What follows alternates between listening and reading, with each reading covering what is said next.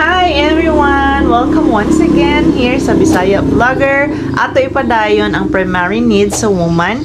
Siyang gituyo guys, kay pardi pumulayon nga mulantaw. And I hope you will support me with this channel. Please click like, share, and subscribe also. Click the bell para updated ka sa atong mga bag-o o mga presko o mga unsa na lang no na mga topic nga makatabang sa ato nga mo grow ta as individual.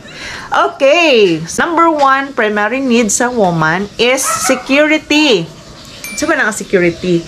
Kanang na kay bodyguard, i-lock up ka sa balay, na alarm, mainig na ilang tao mo sulod, dili na siya mawang pasabot. Pag maingon ganita og security, kinahanglan ma-feel niya nga secured siya dira sa imuha. In what way? Sometimes makalimtan nato boys no nga mahimo tang sensitive mo nang mureklamo ang atong partner nga ka-insensitive ba nimo? Di man ka makasabot sa ako ang gusto. gusto na si maging sensitive ka sa iyahang mga needs. So in that way maka-feel siya og security dira sa imo. So nindot pod, i-remind nimo kanunay imong kaugalingon nga mahimo kang nicer pagyud sa iya and mahimo kang sacrificial usahay.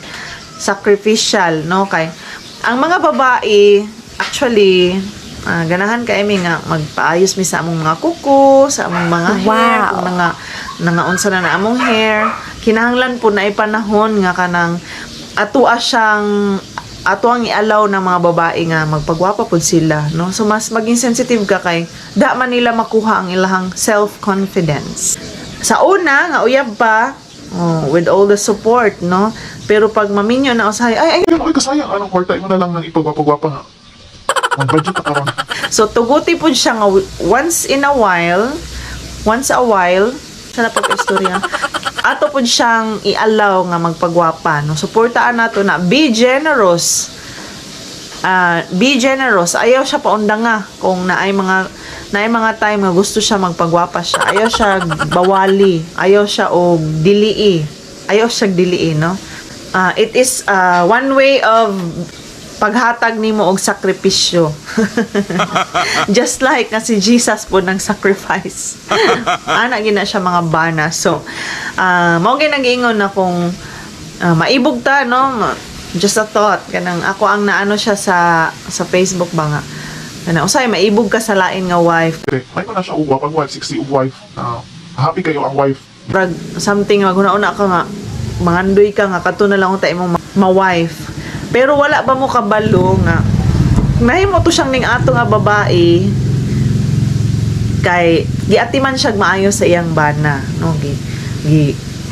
gi-providean siya pag dili lang sa food but pang pagwapa pod giatiman gyud siya nya gipangga siya gilipay siya wala siya gipahilak permi wala siya gitagaag problema mo nang blooming jud kayo ang babae gwapa kay siya. Okay, so number 1, security. Number 2 is kanang non-sexual affection. Kung ang lalaki is mo na ilang primary need, sa babae naman is only physical touch. Ganahan mi ihag mi sa likod. Dili ka nang sumbagin mi or dili ka nang i-push mi or anaon mi kunuton mi, dili ka na among pasabot ka nang bang kanang itap mi itap dayon i-kiss sa agtang sa likod ba kaha kanang gitawag nila nga bear hug, dili pud kanang touch nga mo lead to something no as mag-asawa. 5 to 6 seconds okay na kay na siya nya kiss ninyo sa cheek namo ganahan mi ana. So number 3 primary need is ang honest nga communication.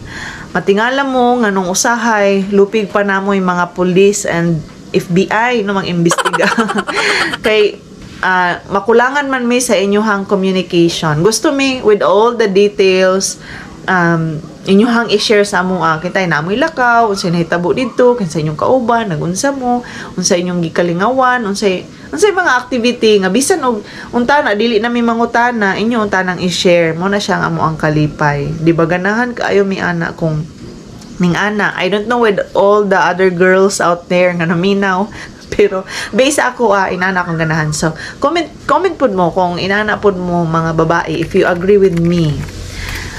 Because in that way ma-feel na mo nga we belong to his life. Kanindot ba nga murag gi-appeal ta sa ilaha no, na-appeal ta sa ilaha. Number 4 is primary need na mo nga ang amo ang mga bana is mahimong leader sa balay. Be a leader at home.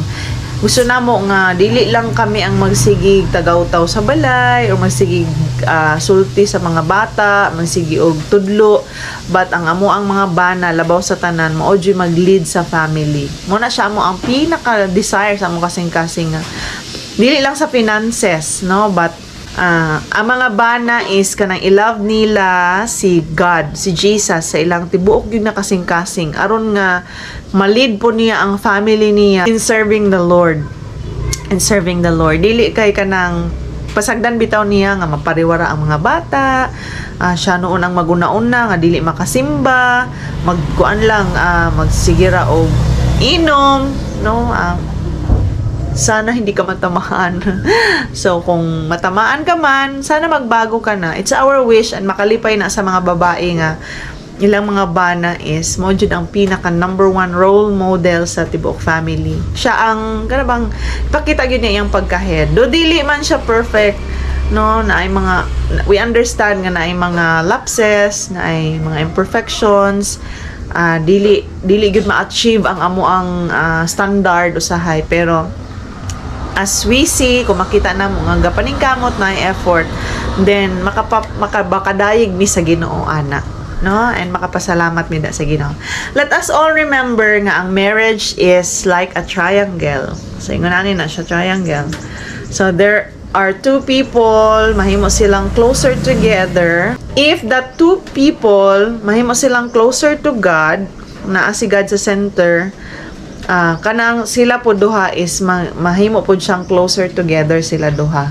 Once nga mahimo silang attached una dira sa Ginoo. So, ano sa ang reason nga nung magkabulag daghan kaayo nung mga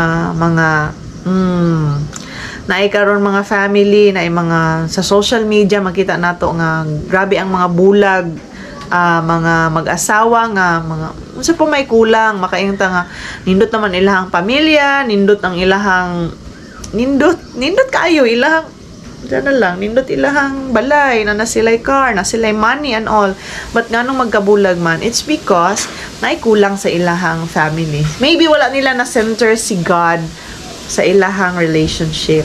And I'm sure ikaw nga batanon ka kung naglantaw ka ani or you are trying to build your own home or nag-start na kag-build sa imong own home, but sometimes na yung mga problems ka nag-aabot and you are already saying na I won't do it anymore, give up na ko. Well, nice solution ana, no? Sa ato ang marriage, let us not forget Jesus as the center sa ato ang relationship.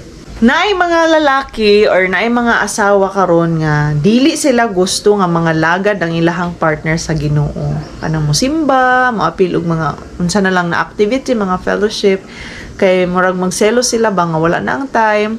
Sometimes ako mo ana kay ang ako ang husband is naga-minister pud siya. At the same time na siya mga lakaw-lakaw, no, and kanang akong sa akong sarili ba nga tana uban ko or tana kauban ko per me, pero naagi mga panahon nga mabilin ko, then ako na lang gina-remind akong self nga if it is for the Lord, then I should be willing na i-let go siya. Kay nga naman atong timan-an nga ang pinaka-nindot, pinaka-the best na nga kung ang imuhang bana or imuhang partner or imong asawa maoy mahigugma dira sa Ginoo, ikaduha ra ka, no, kay everything will fall into places. Dili pwede nga imuhang bawion siya kay God. Nganuman kay sa wala pa mo nagkaila o sa dili pa ka mo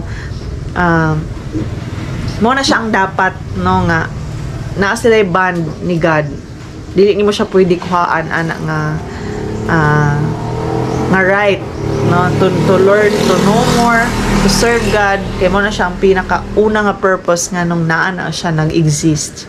And besides, kung wala po si God sa iyang life, luoy gihapon ang inyong family, ang inyong relationship nga itukod, ang inyong family nga i-build balang araw. Kay dili siya mahimong successful, I will tell you. It's only God na walay lain. So, maura to, I think maura to, and I hope you're learning something from this video. If you really like it, kay sa ako ang case, no, ganahan kay ko, na adyo mag-share sa pulong sa Ginoo. I wish nga mo daghan na ta, dili lang ako. I encourage also some of the Christians out there. I challenge you to do the same. Bisan og usahay maka-discourage, no, kay pag mga kabuang ang ato ang i-share or ato ang makitaan, musikat man dahil siya or daghan ang mag-share, pero pag mga ning-ani masahay, wala kaayoy mo lantaw, wala kayo mo share, pero sige lang, I know our labor in the Lord is not in vain, and still I know nga naagyapoy mabless ani, so keep on sharing. And again, if you are not yet subscribed, i-click palihog ang subscribe o i-click ang bell, and also like this video kung ganahan ka, but if you don't, kung wala ka ganahin, okay lang. Bye bye, see you on my other video. God bless.